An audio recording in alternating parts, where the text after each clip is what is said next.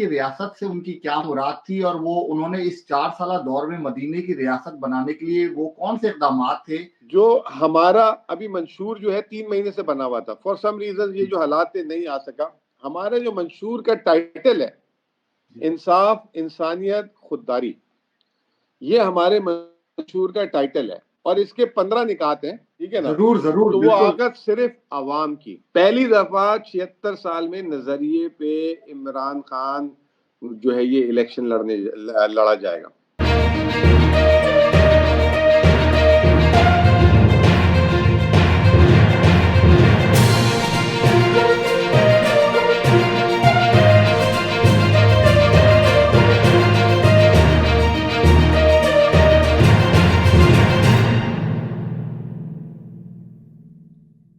अस्सलाम वालेकुम ख़वातीन व हज़रात, अहमद अज़ीज़ी अपने प्रोग्राम पूरा सच में एक मरतबा फिर आपके सामने हाजिर है।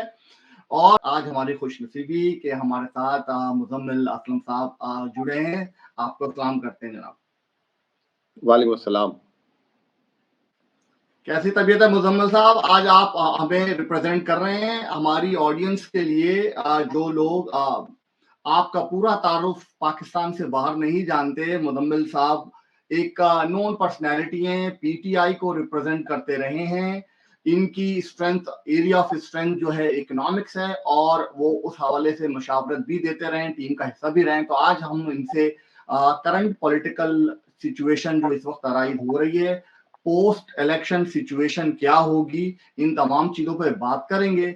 और जिस निज़ाम को पीटीआई सपोर्ट कर रही थी वो निज़ाम क्या था, हम उस निज़ाम को भी थोड़ा सा समझने की कोशिश करेंगे इनकी मौजूदगी से फायदा उठाते हुए।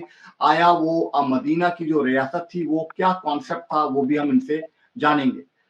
तो just get there right away. अब पहला सवाल ही यही है मुज़म्मिल साहब आपसे कि कैसे देखते हैं आज के हालात को इस वक्त? देखें, पाकिस्तान में जो आज के हालात हैं वो तसल्ली बख्श नहीं है। मैं अगर एक अल्फाज में उसको बोलूं तो अब आप ये कहेंगे कि अगर मैं पीटीआई से हूं तो शायद आपके जहन में ये हो कि पीटीआई वालों के लिए तसल्ली बख्श नहीं है। तो मेरा अपना ख्याल ये कि पीटीआई वालों के लिए तो मेरे ख्याल में पीटीआई वालों के लिए तो तसल्ली बख्श नहीं है। लेकिन ओवरऑल अगर आप इन टोटलिटी बात करते हैं तो पाकिस्तान में हालात तसल्ली बख्श नहीं है। अगर कोई बोलता है कि जी हालात तसल्ली बख्श हैं तो वो जो है फरेब कर रहा है सिर्फ अपने आप से, क्योंकि वो जिसके आगे भी ये बात बोलेगा वो दिल में हंसेगा अगर उसके आगे जवाब नहीं दे सकता हो।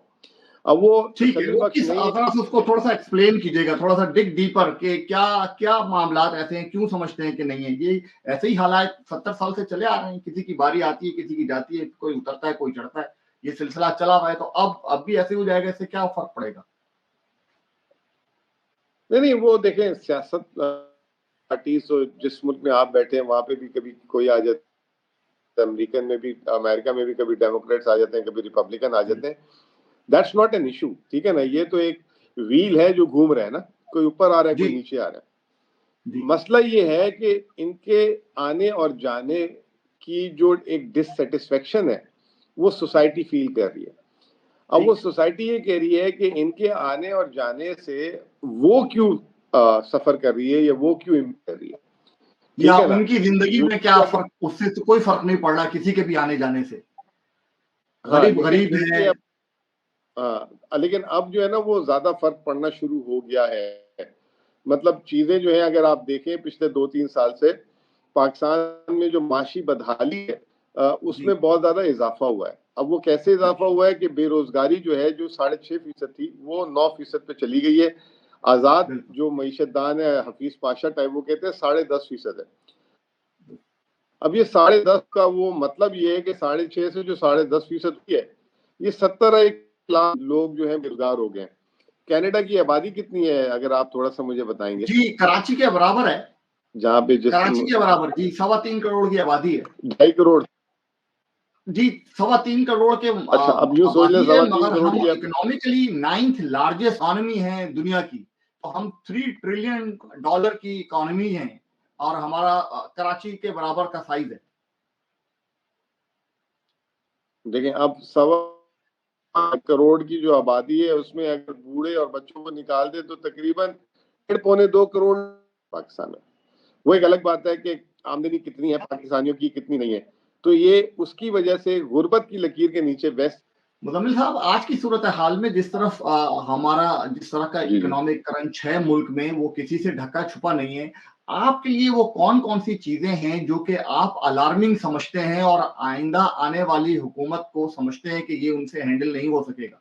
पाकिस्तानियों की आदत जो है ना, पाकिस्तान में जैसे एक आम गरीब आदमी जिस तरीके से रहता है ना, ये तकरीबन मुल्क भी उसी तरीके से रहता है। अब मैं मिसाल देकर आपको समझाता हूँ। गरीब आदमी है ना, उसके घर में अगर बारिश मुतवक्के तौर पे आ जाए तो उसकी तैयारी नहीं होती उसके घर में। उसका घर जो है पानी में डूब भी सकता है, छत से भी पानी आ सकता है। इसी तरीके से एकदम अगर सर्दियां आ जाए तो उसकी तैयारी नहीं होती सर्दियों के हिसाब से, ठीक है ना। उसके पास गर्म कपड़े नहीं होते, कंबल नहीं होता, गर्म पानी का इंतजाम नहीं होता। तो पाकिस्तान, लेकिन वो गरीब आदमी जो है ना, वो एक रूटीन के हिसाब से रह रहा होता है कि उसको बस खाना है, पीना है और रात गुजारनी है। तो पाकिस्तान की मईशत भी ना एक गरीब आदमी के तर्ज पे चलाई जा रही है। मतलब कभी भी तैयारी नहीं की जाती कि फ्लड आ सकता है, बारिश आ सकती है, इंटरनेशनल कोई टर्मोइल आ सकता है, कमोडिटी सुपर साइकिल आ सकता है, कोविड आ सकता है। तो इस तरह के जब भी शॉक्स आते हैं पाकिस्तान के लिए, पाकिस्तान एकदम जिसे कहते हैं जो है उसकी मईशत बैठ जाती है, जमीन बोझ हो जाती है।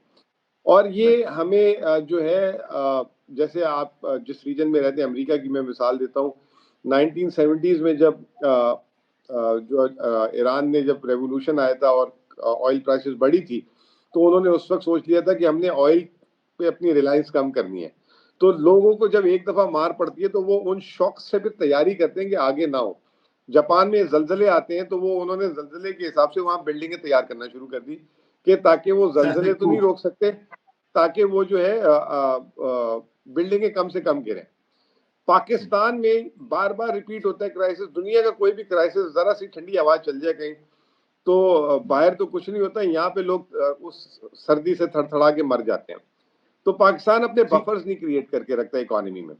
जब बफर्स नहीं क्रिएट करके रखता तो एकदम जब प्रेशर पड़ता है उसी वक्त हमारी हुकूमतें भी चेंज हो जाती हैं, ठीक है ना। अब एक एक रूल ऑफ थंब है कि अगर कभी कोई फॉर सम रीजन, जैसे मैं मिसाल देता हूँ आपको, 2005 में मेरी शादी होनी थी, तो मैं सोच रहा था जॉब भी चेंज करूं। तो मेरे बॉस, मेरे दोस्त भी बड़े अच्छे थे, उन्होंने मुझे बुलाया कमरे में। उन्होंने कहा यार मैं अपनी जिंदगी का एक तजर्बा आपको बताता हूँ कि जब आप एक काम कर रहे हो ना तो दूसरे काम को वक्ती तौर पे रोक दें। मैंने भी जब मेरी शादी हो रही थी तो नौकरी छोड़ दी थी। तो उसके बाद जो मुझे प्रॉब्लम हुई, अब एक शादी हुई घर के अंदर चेंज हुई और एक्सटर्नल बाहर की नौकरी छोड़ दी। तो उन्होंने ये मुझे एक सबक सिखाया जो मैं मईशत पे अक्सर कोट करता हूँ कि जब दुनिया में एक्सटर्नल शॉक्स चल रहे थे, commodity super cycle post Covid के बाद और Ukraine war, Russia war, that was not the right time to change the government. जिन्होंने 3.5 साल वेट कर लिया था और उनके पास अगर मेजोरिटी भी आ गई थी तो वो महीने, 2 महीने, 3 महीने, 4 महीने बाहर की चीजों को स्टेबल होने देते, कर लेते, कोई मौत नहीं आती। अब उन्होंने उस टाइम पे किया, एक अनसर्टेनिटी क्रिएट की और वो फिर उस अनसर्टेनिटी को संभाल भी नहीं सके। दूसरा, उनको ये भी पता है कि उन्होंने दोनों ने मिला के 8 दफा पाकिस्तान में वजारत उज़्मा ली हुई है। उनको ये भी पता है कि पाकिस्तान किस तरह शॉक्स में जो है मेल्ट हो जाता है, लेकिन उनके जहन में इक्तदार था और ये किसी ने सोचा नहीं और वो चीजें वहां से खराब होती गई। तो इसमें दोनों मिसालें फिट होती हैं। एक ये कि ये जो मुल्क है गरीब आदमी की तरह रहता है जिसके घर के अंदर कोई तैयारी नहीं होती मौसमी तब्दीली की, और दूसरा ये कि हम जब एक कहीं पे शौक चल रहा होता है तो अपने घर में भी एक शॉक वेव क्रिएट कर देते हैं। तो वो तो अब कैसी सूरत हाल? अब देखिए, ये कोई नई बात नहीं है। पाकिस्तान की 75 साल तारीख हर बार हर तब्दीली बिला वजह और बेवक्त कर दी जाती है और हमारे इदारे इस बात को समझते नहीं है क्योंकि उनकी ये ट्रेनिंग का हिस्सा नहीं है। ठीक है, अब अच्छा लगे बुरा लगे, ग्राउंड रियलिटी ये है कि इस बार फिर ये तमाशा होगा और जिन लोगों को दोबारा से लाके चुन के सेलेक्ट करके इख्तिदार में लाएंगे उनके पास भी कोई गीदड़ सिंगी ऐसी नहीं है कि जिससे कि कोई हम बहुत बड़ा कोई चेंज देख सकें। तो ऐसी सूरत हाल में आपके ख्याल में ये इलेक्शन, ये सारा कुछ जो कुछ हो रहा है, इससे पाकिस्तान एक कदम भी आगे बढ़ सकेगा या ये बस एक रवायत पूरी की जा रही है? देखिए, बात इसमें भी दो बातें हैं। पहली बात ये कि एक जिस्म जो है नौजवान होता है तो वो बदपरहेजी जो है ना बर्दाश्त कर सकता है, या वो बदपरहेजी के नतीजे में अगर बीमार होता है तो वो रिकवरी फौरन कर जाता है, क्योंकि नौजवान होता है वो, ठीक है ना। जैसे जैसे आप बुढ़ापे की तरफ जाते हैं तो फिर आप जो है ना हल्का बुखार भी नहीं बर्दाश्त कर सकते, क्योंकि वो नमूनिया में कन्वर्ट हो जाता है, ठीक है, और इन्फेक्शन में कन्वर्ट हो जाता है। तो अब वो पाकिस्तान की मिसाल जो है ना वो ढलता हुआ जिस्म है, ठीक है ना। अब वो इतने शॉक्स नहीं बर्दाश्त कर सकता। आज से 30 साल पहले का एडवेंचर, उस वक्त पाकिस्तान की डेट लाइबिलिटीज कुछ और थी, बुक्स कुछ और कहती थी। आज बुक्स जो है सर तक हमारी जो है ना मकरूज हो चुकी थी, बिल्कुल, ठीक है ना। आबादी का एक्सप्लोजन हो चुका है इधर, मतलब आज जो पाकिस्तान की आबादी है वो एक अलग ही सिमत में जा रही है। तो वो आपका जिस्म जो है उसको बर्दाश्त नहीं कर सकता, नंबर एक। अब पाकिस्तान में जरूरत किस चीज की है? पाकिस्तान में मैं समझता हूं कि इस वक्त उस चीज की जरूरत है कि जो पूरी कौम को एक कौम बना के सबसे पहले खड़ा कर दे। बिल्कुल। जब पूरी कौम को कौम बना के आप खड़ा करने वाला कोई लीडर होगा ना, तो उस लीडर की फिर सख्त बातों को भी लोग जो है, मतलब मिसाल दे देता हूँ आपको, चीन ने आज से 50 साल पहले 1 चाइल्ड पॉलिसी रखी थी, ठीक है ना। तो वो पूरी कौम ने उस पर लब्बैक कहा। जिन्होंने ज्यादा बच्चे पैदा किए उन्होंने जुर्माने दिए, उनसे बच्चे छिन भी गए, ठीक है ना। तो एक एक लीडरशिप बनी, पूरी कौम एक नुक्ते पे आ गई कि पहले मुल्क को ठीक कर लें, फिर अपने घर की बात बाद में देखी जाएगी। आज पाकिस्तान में जो जरूरत है ना वो इस चीज की है। अभी आप देखें इलेक्शन कैंपेन्स हो रही हैं, कोई पंजाबी कार्ड खेल रहा है, कोई सिंध कार्ड खेल रहा है, कोई मुफ्त बिजली कार्ड खेल रहा है, कोई मुफ्त क्या खेल रहा है। मुफ्त तो ऐसे मतलब बांट रहे हैं, बाजार मुफ्त का तो ऐसा बाजार लगाया हुआ हमारे सियासतदानों ने कि जैसे पता नहीं मुल्क में कोई कानून के खजाने पड़े हुए, ठीक है ना। तो सबसे पहले तो हमें सच बोलना पड़ेगा। इलेक्शन जीत के आने से पहले आप इलेक्शन, मजा तो उस वक्त है कि सच बोलकर आएंगे जी मैं आ रहा हूं और मैं आपको जो है सच्ची बात बता रहा हूं कि आपको सख्त वक्त गुजारना पड़ेगा। और ये जो मुफ्त बिजली है, ये मुफ्त बिजली नहीं मिलेगी, शायद थोड़ी सी महंगी होगी, गैस भी महंगी होगी, लेकिन मैं कोशिश करूंगा फिर उसके ये कि मैं आपका रोजगार में इजाफा कर सकूं। लेकिन ये सख्त फैसले मैं कर रहा हूं। जो ये हिम्मत कर जाएगा जिस दिन, तो मैं आपको एक बात बताऊं, पूरी कौम भी उसके पीछे खड़ी हो जाएगी। जब किसी घर में क्राइसिस आता है और अगर घर में जो है प्रॉपर तरीके से उसका जो सरबराह बता देता है कि जी हम फंस गए, हमारे साथ ये मुसीबत होगी, तो पूरा घर खड़ा हो जाता है ना। वो कहते हैं हम कम खाएंगे, ये कर। तो इस वक्त सबसे पहले हमारे लीडरान के अंदर कैपेसिटी, एक तो कैपेसिटी होनी चाहिए कि उनको बहरान का अंदाजा हो कि कितना बड़ा बहरान है। मैं समझता हूँ कि इस वक्त इनको अंदाजा ही नहीं है। ये समझते हैं उधर से सऊदी अरब थोड़े से दे देगा, चीन से आ जाएंगे, उससे आ जाएंगे, IMF से पकड़ लेंगे, अपने 3 साल निकाल लेंगे। ये माइंडसेट से हुकूमत बनाकर आते हैं और इसी माइंडसेट से फारिग हो जाते हैं और फिर चीखें मारते रहते हैं, ठीक है ना। नहीं, अब आप ये बताइए, जैसे आपने फरमाया कि एक तो लीडर ऐसा हो कि जो कौम को इकट्ठा कर सके, ताकि जो बड़े और मुश्किल फैसले हैं वो उसके अंदर एक रायआमा हमवार की जा सके और आगे चला जा सके। नून का कहना ये है, मुस्लिम लीग नून का, कि हमारे लीडर से बड़ा स्ट्रेचर तो किसी और का जनूबी पाक ये साउथ ईस्ट एशिया में और किसी का है नहीं। 35 साल से वो मेन स्ट्रीम में हैं और वो कंट्रीब्यूट कर रहे हैं। उनका साइज और उनके कनेक्शन वो पाकिस्तान के किसी भी और लीडर से ज्यादा बेहतर और ज्यादा बड़े हैं, और वो कई जगह इससे पहले परफॉर्म करके दे चुके हैं अपनी परफॉर्मेंस पे।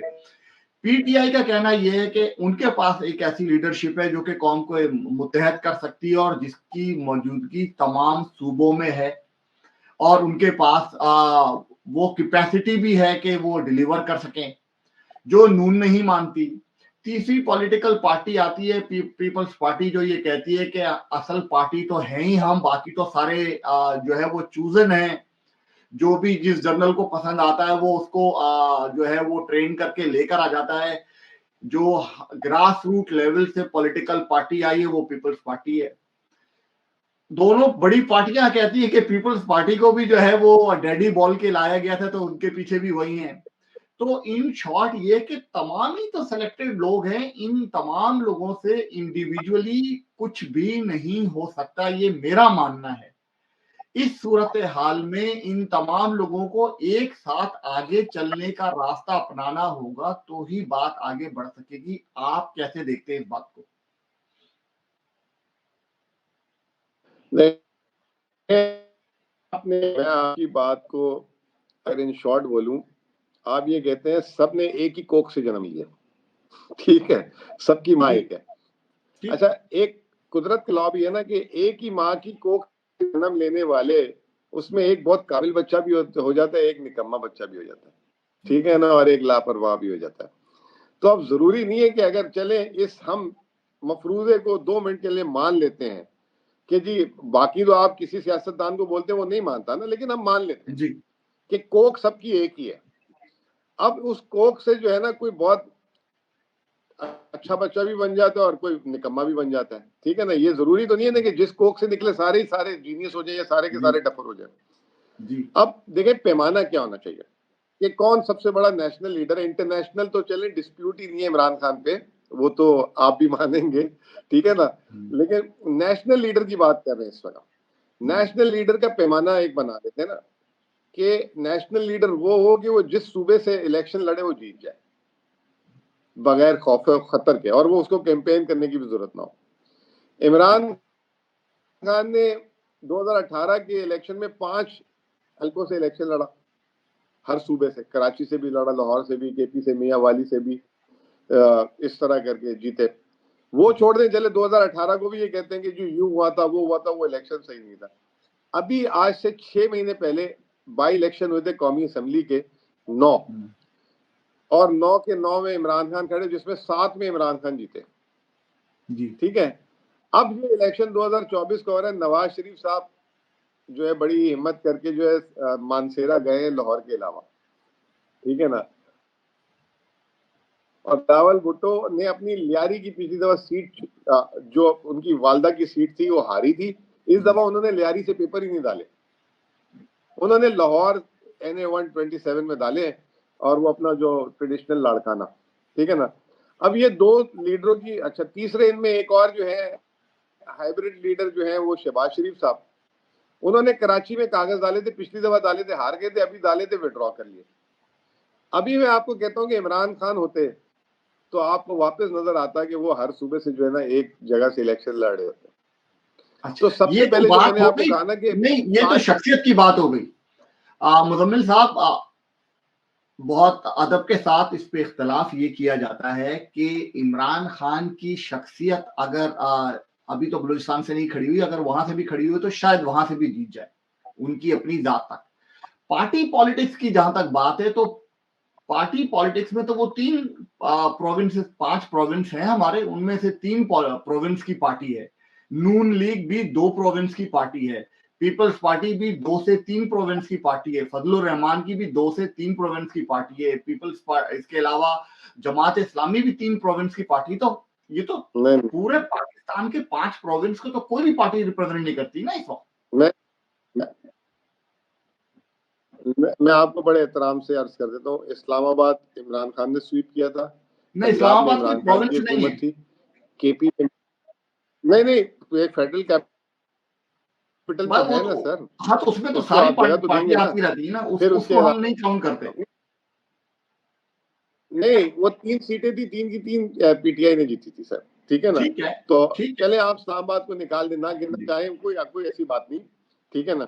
पंजाब इमरान खान की हुकूमत थी, KP में एक इमरान खान की हुकूमत थी, बलूचिस्तान में इमरान खान की कोalition हुकूमत थी, गिलगित बल्तिस्तान में इमरान खान की हुकूमत थी, कश्मीर में इमरान खान की हुकूमत थी जब वो वजीर आजम थे। तो एक रह गया सिंध। सिंध में भी जो है आप समझ लें कि शहरी सिंध फतह कर गए थे वो। कराची की 14 सीटें जो MQM का 1985 से वो उसको कोई ग्रिड नहीं तोड़ सका, पीपल्स पार्टी नहीं तोड़ सकी, उसका ग्रिड इमरान खान तोड़ गए थे। हैदराबाद तक वो पहुंच चुके हुए थे। तो ये अब इस दफा इलेक्शन अगर होता और वो नॉर्मलाइजेशन में होता तो आपको सिंध में भी कुछ वो करके दिखा दे। आज पंजाब में इन तमाम हालात के बावजूद अगर आप पाकिस्तान के जमीनी हकाइक अगर सुन रहे हैं, पाकिस्तान के मतलब सोशल मीडिया से, नेशनल मीडिया तो इस वक्त हमारा जो बैन हुआ है, तो आपको सर्वे और जो पंजाब में जो ग्राउंड हुआ है वो इमरान खान का ऐसा हुआ है कि शायद जिंदगी में ना हुआ, और उस नून लीग बहुत परेशान है उस पे। ठीक है ना, वो एक अलग बात है कि अब इलेक्शन से किस तरह रिजल्ट्स क्या आते हैं, लेकिन एक जो जमीनी हकाइक है और जो बड़े बड़े इमरान खान के नाकिद हैं वो भी ये कह रहे हैं।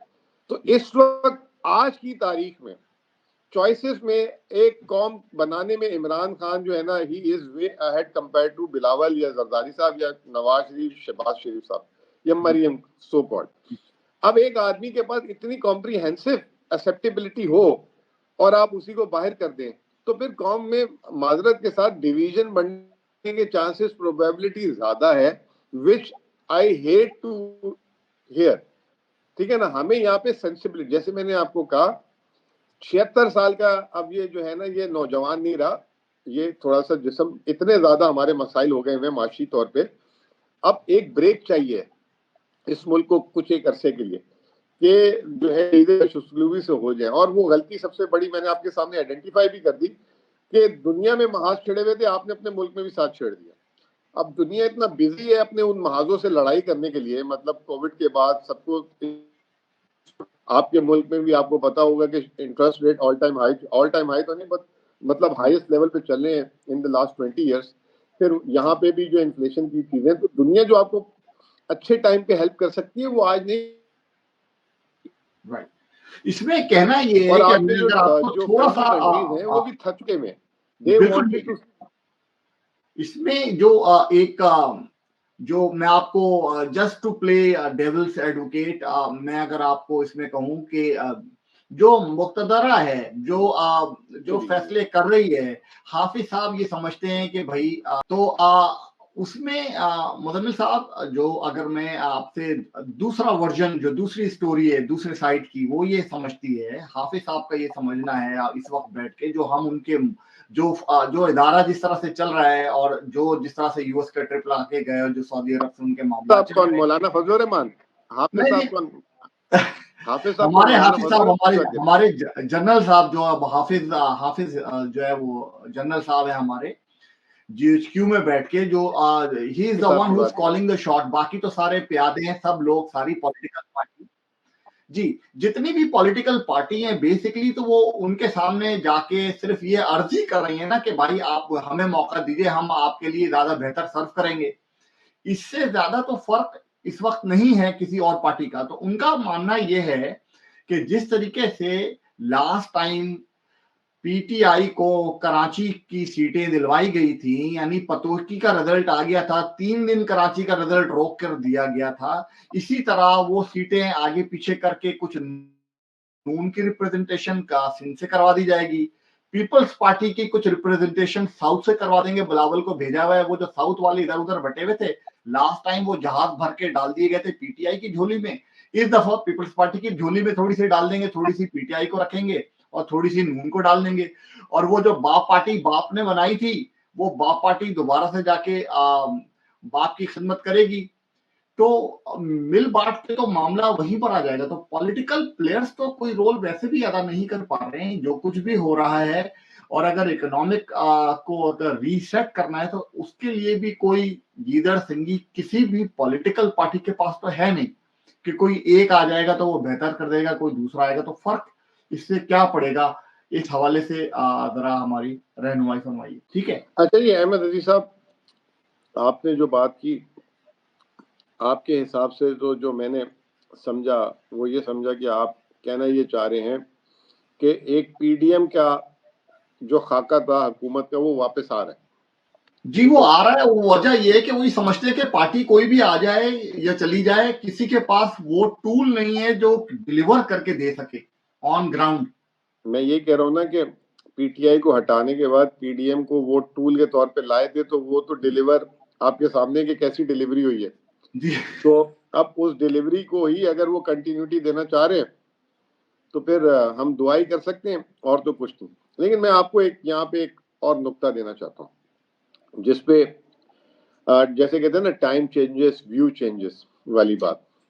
तो और मैं का बड़ा फर्म बिलीवर हूँ, और वो एक अंग्रेजी में वर्ड भी कहते हैं, the only constant in the world is now change.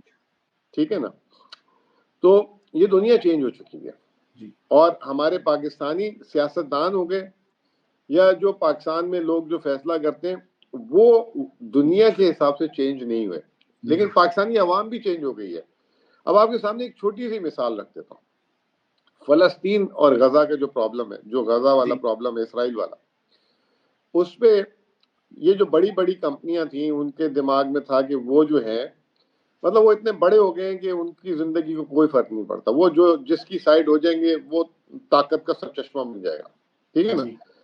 लेकिन वो उन्होंने सिर्फ एक मील ऑफर करके अभी तक कानों को हाथ लगा रहे हैं। ठीक है ना? और उसका इम्पैक्ट पाकिस्तान में भी है, बहुत बुरा इम्पैक्ट आया हुआ।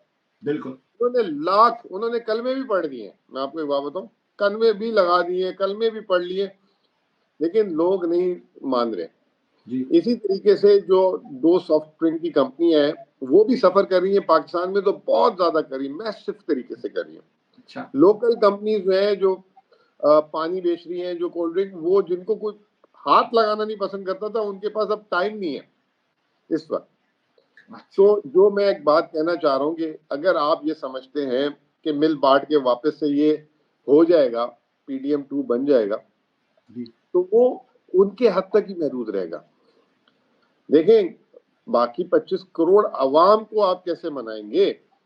अब प्रॉब्लम ये है, प्रॉब्लम अब चेंज हो गया, वक्त लोगों को दिख रहा है, लोग कहते हैं कि नहीं, आप हमें एम्पावर करें, हम अब जिसको फैसला कर ले, वो जो जीते जो हारे, अगर वो जीते तो उनको जितवा दें।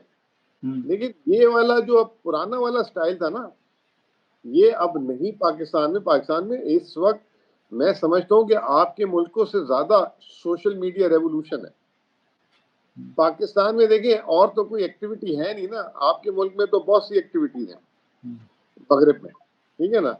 पाकिस्तान में पहले एक एक्टिविटी थी, खाना खाने चले जाते थे लोग, रात को चाय पीते, वो भी नहीं है, वो भी खत्म हो गया। सबके हाथ में सेलफोन आ गया, स्मार्टफोन, पूरी रात टिकटॉक देखते रहते हैं, सुबह काम पे जाते हैं, आधा दिन नींद पे गुजारते हैं, ऊँगते रहते हैं। ठीक है ना? जो काम पे बैठा है उसके हाथ में फोन पड़ा है। तो ये पाकिस्तान में क्योंकि और कोई काम नहीं है करने को, इस काम ने इतना ज्यादा जिससे कितने ऊपर चला गया और उसकी वजह से इतनी ज्यादा लोगों के पास इंफॉर्मेशन आ गई है। अब वो ऑब्वियसली ठीक है, उसमें कुछ फॉल्स इंफॉर्मेशन भी है, फेक इंफॉर्मेशन भी है, राइट इंफॉर्मेशन भी है, लेकिन पब्लिक अपनी ओपिनियन बनाती जा रही है। आज आप देखें, नवाज शरीफ आए हैं वापस, नवाज शरीफ के जलसों के रिजल्ट्स तो देखें, वो काउंसलर लेवल के जलसे कर रहे हैं, पहले तो कर ही नहीं रहे थे जी, वो इतने डरे हुए थे, और अभी वो निकले हैं तो इतना उनको सपोर्ट भी मिल रही है लेफ्ट राइट से, सरकार रियासत की भी सपोर्ट है और भी है, पैसे भी खर्च कर रहे हैं, लेकिन उसके बावजूद जो है वो रिजल्ट नहीं दे पा रहे। वाई? तो अगर आप इलेक्शन के नतीजे भी निकाल के इस तरह ले आएंगे तो उससे, जैसे मैंने हमारी, आपको पता है पहली बात क्या हुई थी, कि इस वक्त पाकिस्तान को एक बंदा चाहिए जो कौम को पीछे लगा सके अपने। ठीक है? तो ऐसा नहीं हो सकता कि आप ये कहेंगे किसी को जबरदस्ती जितवा दें जो जीतने का है नहीं, और उसके पीछे कौम लग जाएगी, उससे ट्रबल बढ़ेगा। हम यहीं से इसी को आपकी बात को आगे बढ़ाते हैं।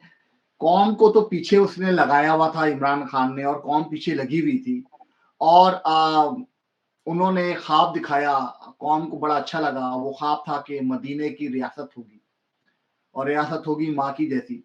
तो आप जरा इस खाके को जरा एक्सप्लेन कीजिए, बताइए ये मदीने की रियासत से उनकी क्या मुराद थी, और वो उन्होंने इस 4 साल दौर में मदीने की रियासत बनाने के लिए वो कौन से इक़दाम थे जो किए, जिससे कि हम समझे कि हाँ जी, हम उनको अगर मौका दिया जाता तो आज हम मदीने की रियासत में रह रहे होते।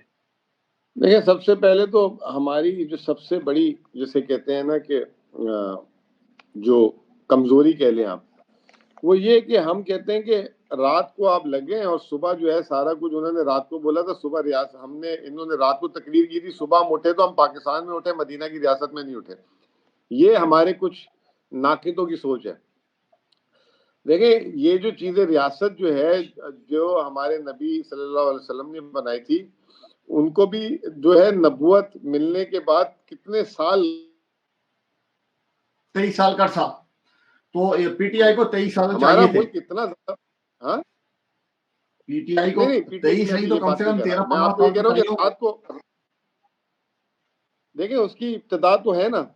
अगर आप मुझे एक बात बताएं कि अगर इब्तिदा उसके कुछ खदोखाल तो आ गए ना, सबको इलाज फ्री देना शुरू किया, कोई भूखा नहीं सोए उसके लिए काम किया, ठीक है ना, इसके अलावा लोगों को कारोबार की अपॉर्चुनिटीज देना शुरू की, तो उसकी इब्तिदा तो शुरू हो चुकी हुई थी। और ये किस, जब इंडिया ने हम पे हमला कर दिया, ये उस वक्त हुई जब अमेरिका ने हमें जो है ना अपनी किताब से निकाल के बाहर फेंक दिया। 3.5 साल इमरान खान अमेरिका का फेवरेट भी नहीं था, ठीक है ना।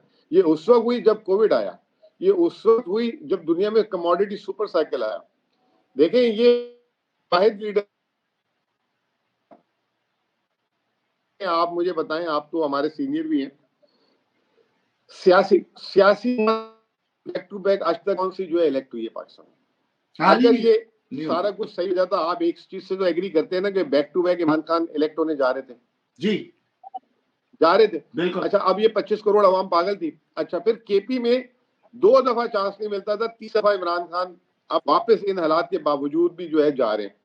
तो इसका मतलब ये है कि उन्होंने कहीं ना कहीं कुछ ना कुछ किसी को डिलीवर किया। आज जब हम पाकिस्तान में बैठ के जब लोग सर्वे करने जाते हैं ना, लोग पूछते हैं इमरान खान को आप वोट क्यों दे रहे हैं, वो बकायदा बोलते हैं कि भाई ये बात करता है हमारे नबी की, ये हमारी नबी की सीरत की बात करते हैं, ये इसने हमें लंगर खाने दिए, इसने हमें इलाज दिया, इसने हमें इज्जत दी।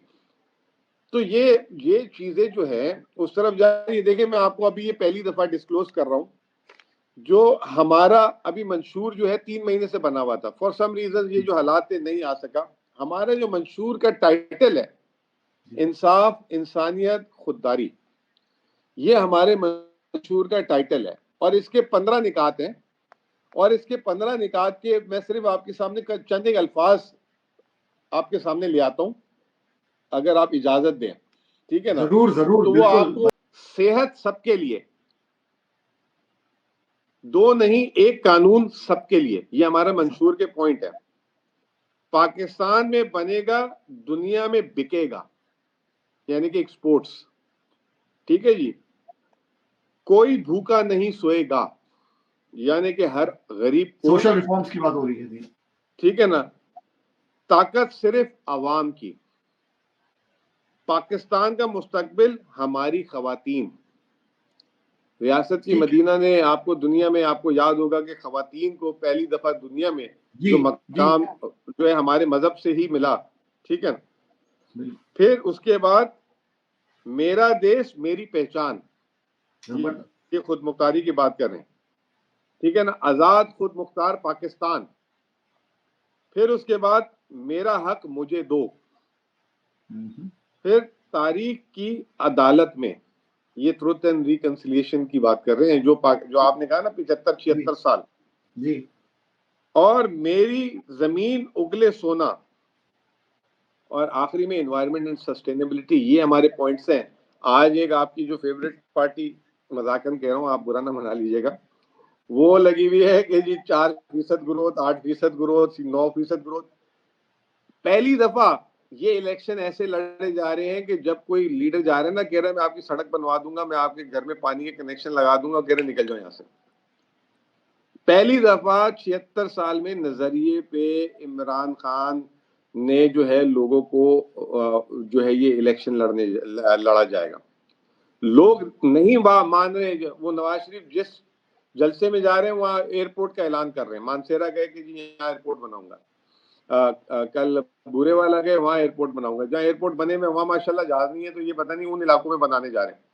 लोग ये नहीं सुनना चाह रहे। अब they are tired, they want, जो मैंने आपको एक बात बोली ना, ये जो गजा फलस्तीन, इतना मीडिया पावर होने के बावजूद जो है वो लोगों ने बाइकआउट कर दिया, तो उनको नानी याद दिला दी है सबको। तो ये जमाना चेंज हो गया और वी हैव टू चेंज।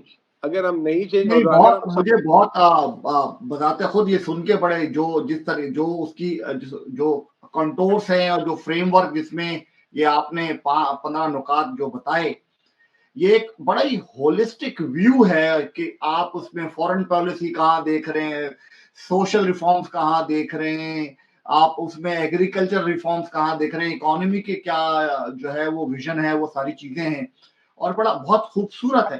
अल्लाह करे कि इस तरह की चीजों को आगे लाया जाए और हम बहस मुबाहिसे जो डायलॉग्स हैं तमाम पॉलिटिकल पार्टी के दरमियान वो इन बातों पे हो और वो इन बातों पे बहस करें कि किन का पॉलिटिकल रिफॉर्म, किन की सोशल एजेंडा, किन का जो है वो एजुकेशनल रिफॉर्म्स बेहतर हैं और वो हम दूसरा कैसे उनसे अच्छा बना सकते हैं और हम कैसे उसको लाके अपने टेन्योर में हम जो है वो कोशिश करें कि उसको इम्प्लीमेंट करें, ना कि हम ये जो रेटरिक है, जो जो ला हासिल गुफ्तगू है, जिसमें एक दूसरे को मुसलसल नीचे दिखाने की जद्दोजहद है और डिलीवरेंस की जहां बात आए तो वहां वही सड़कें बना दो, वही गटर की बातें इलेक्शन से पहले, जो कि काउंसलर के काम है।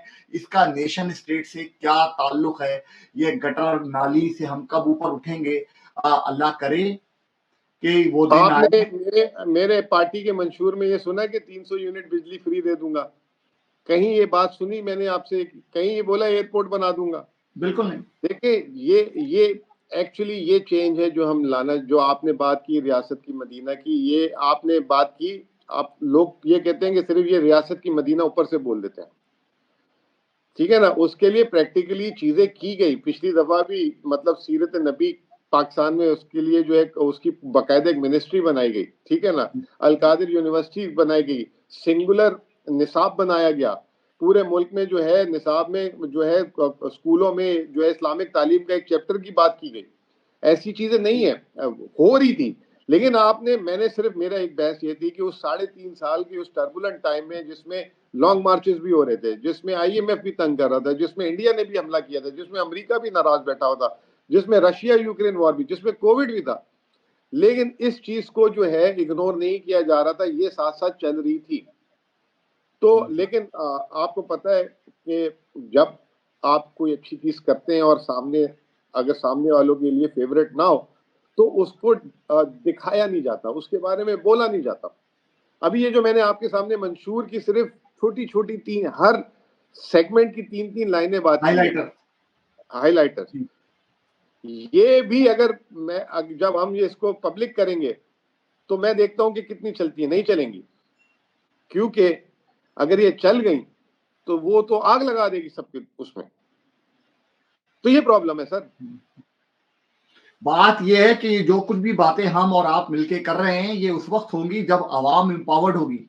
वोटर को कोई इज्जत नहीं देता, मैंने मगर अभी वोट आपके को इज्जत की सामने एक पॉइंट इसमें आपको अवाम की ताकत की भी बात की। इसके अलावा वो बात भी कर दी कि जो 76 साल में हुआ है उसका पूरा का पूरा जो है रिकैप हो, और उसका एक टाइम फ्रेम हो कि उसके अंदर सारी बातें सच्ची और झूठी सामने आए, जी, नेशनल ताकि हम अपनी रिकंसिलिएशन वाली गलतियों से बात। सीखें। जी ट्रूथ एंड रिकंसिलिएशन वाली बात। जी जी जी जी जी जी बिल्कुल। नहीं, बहुत अच्छा है, बहुत उम्दा गुफ्तगू रही और हमें आइंदा आने वाले दिनों में पीटीआई का मंशूर, उसका फ्रेमवर्क वो सामने आया जो आज तक नून का नहीं आ सका और इलेक्शन में गिने चुने दिन रह गए, तो वो इस वीक आ जाएगा तो हमारे पास एक कंपैरिजन होगा। ये आइंदा नून हम का आ बात गया, उसके ऊपर करेंगे। आज नून का आ गया, नून का आ आज आ गया। गया है। अच्छा अच्छा। तो वो अभी मेरी नजर से नहीं गुजरा कि हम उसको बैठ के इवेलुएट करें और देखें कि आया कि इन चीजों के ऊपर हम आइंदा गुफ्तगू करें और देखेंगे कौन ज्यादा बेहतर बात कर रहा है। और वोटर जो है वो ना सिर्फ नारे, क्योंकि पॉपुलिस्ट नारे जो है वो भी कौमों को बर्बाद कर देते हैं, ग्राउंड के ऊपर कौन कितने काम कर रहा है हमें वो भी देखना होगा। और ग्राउंड के ऊपर काम तीनों पॉलिटिकल पार्टी को जब मौका मिला है उन्होंने किए हैं, इस बात का हमें एतराफ करना पड़ेगा। चाहे वो पीपल्स पार्टी का दौर हो तो उस पर भी ग्राउंड के ऊपर काम हुए हैं, जो आज 18वीं तरमीम मिली बैठी हुई है, वरना ये 18वीं तरमीम बहुत सारे लोगों को बहुत खटक रही है। सूबे पे आ गई है मगर सूबे से नीचे जो ट्रिकल डाउन होना था, वो बल्दियाती सतह तक आनी थी, वो अभी तक नहीं आ पाई है। और वो जो है वो सारा रिसोर्स जो है वो प्रोविंस के हाथ में चला गया है, जो कि गलत है। जो एसेंस था 18 तरमीम का वो नहीं था। अल्लाह करेगा कि आगे इसके ऊपर हम और काम करेंगे और टियर ऑफ गवर्नमेंट सही तरीके से चलेंगी और बेहतरी आएगी।